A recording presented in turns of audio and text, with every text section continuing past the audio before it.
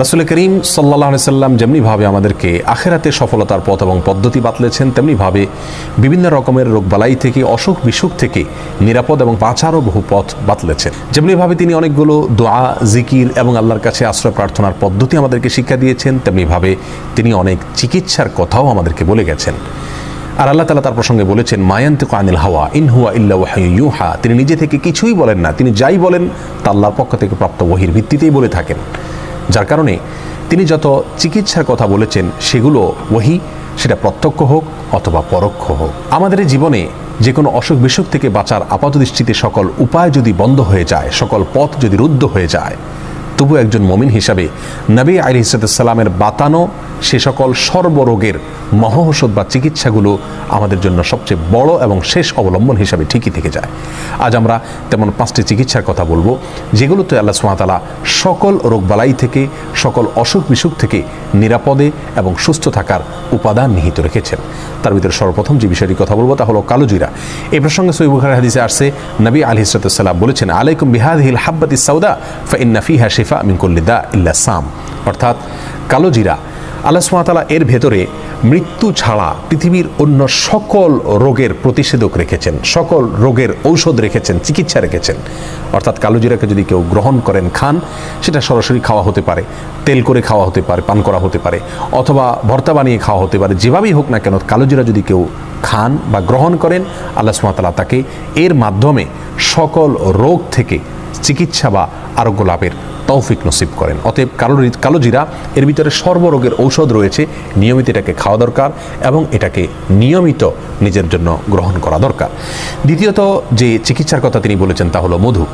মধু প্রসঙ্গে আল্লাহ সুবহানাহু ওয়া তাআলা নিজেই সূরাতুন নাহলের 69 নম্বর আয়াতে বলেছেন, ফিহি শিফাউল লিন্নাস, এর মধ্যে মানুষের জন্য শিফা রয়েছে, আরোগ্য লাভের উপাদান রয়েছে। নবী আলাইহিস সালাম নিজে মধু পছন্দ করতেন, যেমনিভাবে বুখারী মুসলিম বর্ণনা করেছেন। আর সেই সাথে মুস্তাদরাক হাকিমের বর্ণনা রয়েছে, তিনি বলেছেন, আলাইকুম বিশিফাইনি আল আসালু ওয়াল কোরআন, দুটি শেফা বা আরোগ্য লাভের উপায় তোমরা সবসময় অবলম্বন করবে। তার একটি হলো মধু, অর্থাৎ মধু পান করা, আর একটা হলো কোরআনে কারীমের তিলাওয়াত। যার কারণে কোরআনে কারীমের তিলাওয়াত বা কোরআনে কারীম তিলাওয়াত করে পড়ে ঝাড়ফুঁক করা, এটা যেমন চিকিৎসার কাজ দেয়, তেমনি মধু পান করা এটাও মানুষের শরীরে রোগ প্রতিরোধ ক্ষমতা বাড়ায় বা মানুষকে বিভিন্ন রকমের রোগ বালাই থেকে চিকিৎসার কাজ দেয় এই মধু পান। বিধায় দ্বিতীয় হলো মধু, যেটা সর্বরোগের ঔষধ হিসাবে আমরা গ্রহণ করতে পারি।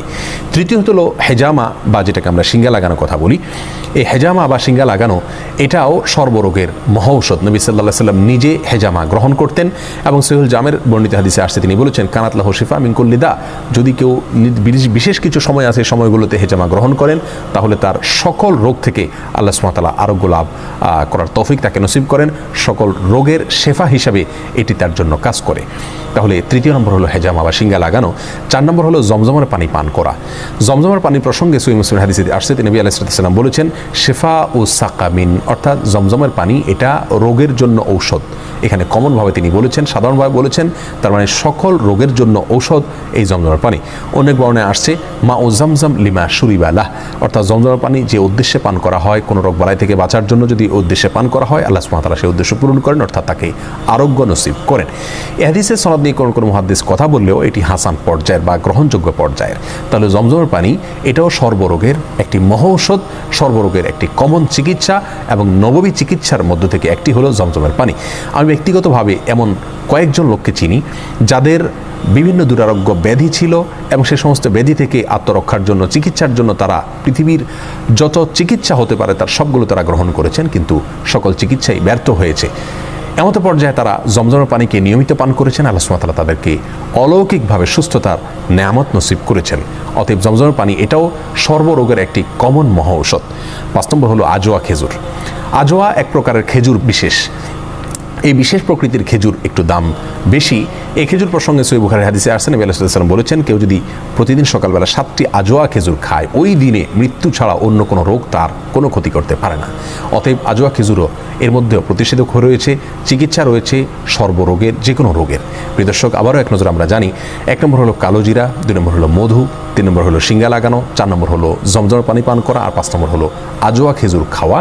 এর প্রত্যেকটার ভিতরেই আল্লাহ সুবহানাহু ওয়া তাআলা অলৌকিকভাবে চিকিৎসা রেখেছেন, আল্লাহ সুবহানাহু ওয়া তাআলা আরোগ্য লাভের উপাদান রেখেছেন। বিধায় যে কোনো দুরারোগ্য ব্যাধি থেকে বাঁচার জন্য অথবা আত্মরক্ষার জন্য, চিকিৎসার জন্য, আরোগ্য লাভের জন্য আমরা এই উপায়গুলো অবলম্বন করলে আল্লাহ সুবহানাহু ওয়া তাআলা আমাদেরকে রক্ষা করবেন এবং হেফাজত রাখবেন।